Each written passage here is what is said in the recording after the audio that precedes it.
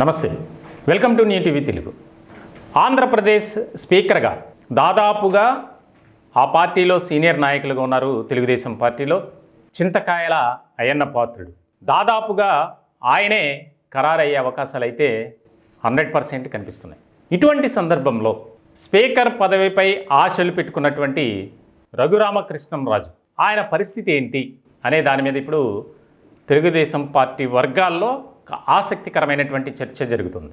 ఆయన వర్గీయులైతే స్పీకర్గా మా రఘురామకృష్ణంరాజే ఉండాలి అనే డిమాండ్ కూడా ఎక్కువ అవుతున్నట్లు తెలుస్తుంది. ఇటువంటి నేపథ్యంలో ఖచ్చితంగా పార్టీలో సీనియర్ నాయకులుగా క్రమశిక్షణ కలిగినటువంటి నాయకులుగా గుర్తింపు పొందారు చింతకాయల అయ్యన్న పాత్రుడు. ఇటువంటి సందర్భంలో ఖచ్చితమైనటువంటి ఒక ప్రకటన చేయబోతున్నారు ముఖ్యమంత్రి నారా చంద్రబాబు నాయుడు. స్పీకర్గా చింతకాయల అయ్యన్న పాత్రుడైతే ఆయనే ఉండబోతున్నారు అనేది పార్టీ వర్గాల్లో విస్తృత స్థాయిలో చర్చ జరుగుతుంది.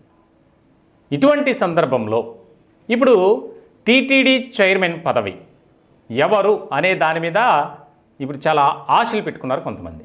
స్పీకర్ కాకపోయినా కనీసం టీటీడీ చైర్మన్గా అవకాశం కల్పించాలి అనే ఒక ప్రతిపాదన రఘురామకృష్ణంరాజు ఆయన అనుచరులు కానీ ఆయన ద్వారా కూడా ఒక ప్రపోజల్ అయితే వెళ్ళినట్లు తెలుస్తుంది.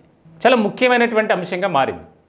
రాష్ట్ర క్యాబినెట్లో క్షత్రియ సామాజిక వర్గానికి సంబంధించి ఏ ఒక్కరు కూడా మంత్రిగా లేరు.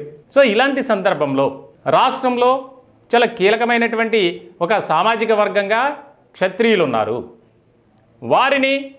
వారికి సముచిత స్థానం కల్పించాలి పార్టీలో. ఇటువంటి సందర్భంలో తిరుమల తిరుపతి దేవస్థానానికి సంబంధించి ఆ చైర్మన్ పదవి అంటే అది సాధారణంగా క్యాబినెట్ ర్యాంక్తో సమానంగా ఏ పార్టీ అయితే అధికారంలో ఉందో ఆ పార్టీ చూస్తూ వస్తుంది. ఇటువంటి తరుణంలో టీటీడీ చైర్మన్ పదవి ఎవరిది అనే దాని మీద కూడా ఒక ఆసక్తికరమైనటువంటి చర్చ జరుగుతుంది. ఎందుకంటే పార్టీలో ఎప్పటి నుంచో ఉంటూ పార్టీ జెండా మోస్తూ పార్టీ కార్యక్రమాల్లో చురుగ్గా పాల్గొంటూ రకరకాల యాక్టివిటీస్లో తమదైనటువంటి ముద్ర వేసుకొని పార్టీ కోసం పనిచేసేటువంటి నాయకులు ఉన్నారు, ప్రధానంగా తెలుగుదేశం పార్టీలో. ఇలాంటి సందర్భంలో రఘురామకృష్ణరాజు ఎన్నికలకు ముందే పార్టీలోకి వచ్చారు. అంతకుముందు వైఎస్ఆర్సీపీలో ఉన్నారు. నరసాపురం పార్లమెంటు సభ్యులుగా ఉంటూ ఆ పార్టీపైనే పార్టీ అధినేతపై తిరుగుబాటు చేశారు. అది అందరికీ తెలిసినటువంటి అంశం. సో ఇలాంటి సందర్భంలో పార్టీలో ఎప్పటి నుంచో ఉన్నవారికి ప్రాధాన్యత ఇవ్వాలి, లేదంటే ఈక్వేషన్స్ కానీ కాలిక్యులేషన్స్ కానీ కొంత తప్పేటువంటి అవకాశాలు ఉన్నాయి అనే దాని మీద కూడా అధినేత ఆలోచన చేస్తున్నట్లు తెలుస్తుంది. ఇటువంటి సందర్భంలో టీటీడీ చైర్మన్ ఎవరు? టీటీడీ చైర్మన్ రేసులో 2 పేర్లు ప్రధానంగా వినిపిస్తున్నాయి. అది కూడా క్షత్రియ సామాజిక వర్గానికి సంబంధించి. ఒకరు అశోక గజపతిరాజు, మరొకరు రఘురామకృష్ణరాజు. ఈ ఇద్దరిలో ఎవరికి ఉండొచ్చు అవకాశం అనే దాని మీద కూడా ఒక చర్చ జరుగుతుంది. వాస్తవానికి అశోక గజపతిరాజు ఆయన దాదాపు 36 సంవత్సరాల పాటు రాజకీయాల్లో ఉన్నారు. తెలుగుదేశం పార్టీలో ఆయన చాలా కీలకమైనటువంటి పాత్ర పోషించినటువంటి వ్యక్తిగా ఉన్నారు. దాదాపుగా 7 సార్లు ఎమ్మెల్యేగా, ఒకసారి ఎంపీగా, అలాగే కేంద్ర మంత్రిగా, రాష్ట్ర మంత్రివర్గంలో కూడా ఆయన పనిచేసినటువంటి విశేష అనుభవం కలిగినటువంటి ఒక క్రమశిక్షణ కలిగినటువంటి నాయకులుగా అశోక గజపతిరాజుకు ఒక ప్రత్యేకమైనటువంటి గుర్తింపు ఉంది. ఇటువంటి తరుణంలో ఎందుకంటే ఒక సముచితమైనటువంటి స్థానం, ఒక పదవిచ్చి క్షత్రియ సామాజిక వర్గానికి సంబంధించి ఒక పెద్దపీట వేయాలి. ఇలాంటి తరుణంలో పార్టీ అధినేత అలాగే పార్టీ ముఖ్యమైనటువంటి వ్యక్తుల ద్వారా అశోక గజపతిరాజు ఆయన నోటీస్కు ఈ యొక్క ప్రతిపాదన వెళ్ళింది.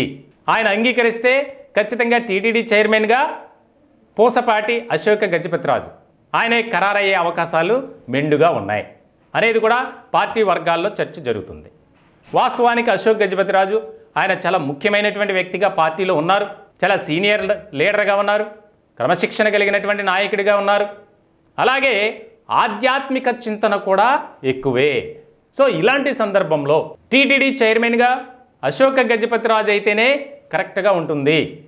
అక్కడ జరుగుతున్నటువంటి అవినీతి అక్రమాలకు చెక్ పెట్టేందుకు ఆయన సేవల్ని మనం వినియోగించుకోవాలి అనేది తెలుగుదేశం పార్టీ భావిస్తున్నట్లు కూడా మనకు తెలుస్తుంది. సో ఇలాంటి సందర్భంలో ఏ రకమైనటువంటి పరిణామాలు చోటు చేసుకుంటాయి? ముఖ్యంగా రఘురామకృష్ణరాజు, అశోక్ గజపతిరాజు ఇద్దరి మధ్య పోటీ అని నేను చెప్పట్లేదు, కానీ ఆయనైతే ఆశిస్తున్నారు, ఈయనకైతే ఆ పదవి పార్టీ వర్గాల ద్వారానే మీరు ఈ పదవిని స్వీకరించండి అని ఒక ప్రపోజల్ వెళ్ళటం ఇక్కడ చాలా ఇంట్రెస్టింగ్గా మారింది. వాస్తవానికి రఘురామకృష్ణరాజు లాస్ట్ మినిట్ వరకు అసలు ఏ పార్టీలోకి వస్తారు, ఏ నియోజకవర్గం నుంచే ఆయనకు అవకాశం కల్పిస్తారు మొదట్లో అందరూ భావించారు. భారతీయ జనతా పార్టీ నుంచి లేదా తెలుగుదేశం పార్టీ నుంచి నరసాపురం పార్లమెంట్ అభ్యర్థిగా బరిలో ఉంటారు అనేది, కానీ ఆయన పెట్టుకున్నటువంటి అంచనాలు తారుమారయ్యాయి. సో ఇటువంటి సందర్భంలో ఇప్పుడు టీటీడీ దానిపై ఎక్కువగా అందరూ కూడా ఇంట్రెస్ట్ చూపిస్తున్నారు. క్షత్రియ సామాజిక వర్గానికి సంబంధించిన వారే కాదు, మిగిలిన సామాజిక వర్గానికి సంబంధించినటువంటి వారు కూడా పార్టీలో ఉన్నటువంటి ముఖ్య నేతలు టీటీడీ చైర్మన్ పదవి కోసం ఆశావాహుల జాబితాలో ఉన్నారు. మరి పార్టీ అధినేత చంద్రబాబు నాయుడు ఎలాంటి నిర్ణయం తీసుకుంటారు? ఇక్కడ ఎందుకంటే అందరినీ సముదాయించుకోవాలి. ఇప్పటికే మంత్రివర్గంలో చాలామంది సీనియర్లకు అవకాశం దక్కల, రకరకాల కారణాలతో కొంతమంది కొత్త వారిని కూడా తీసుకున్నారు. అంటే ఆ ప్రాంతానికి సంబంధించి సామాజిక వర్గాలను ఆధారంగా చేసుకుని ఆ యొక్క ఎంపిక అనేది జరిగింది. సో ఇటువంటి సందర్భంలో కొన్ని కీలకమైనటువంటి పదవులు కానీ నామినేటెడ్ పోస్టుల విషయంలో ఎక్కడా కూడా వివాదాలకు భేదాభిప్రాయాలు వచ్చే విధంగా మనం నిర్ణయం తీసుకోకూడదు అనే దాని మీద అడుగులు వేస్తున్నట్టు తెలుస్తుంది. మరికొద్ది గంటల్లోనే దీనిపై ఒక క్లారిటీ వచ్చే అవకాశాలు అయితే స్పష్టంగా కనిపిస్తున్నాయి. ఒకవేళ ఆయన అంగీకరించి అశోక గజపతిరాజు టీటీడీ చైర్మన్గా ఓకే అంటే 100కి 200% అశోక గజపతిరాజు టీటీడీ చైర్మన్గా బాధ్యతలు స్వీకరించే అవకాశాలు అయితే ఎక్కువగా కనిపిస్తున్నాయి.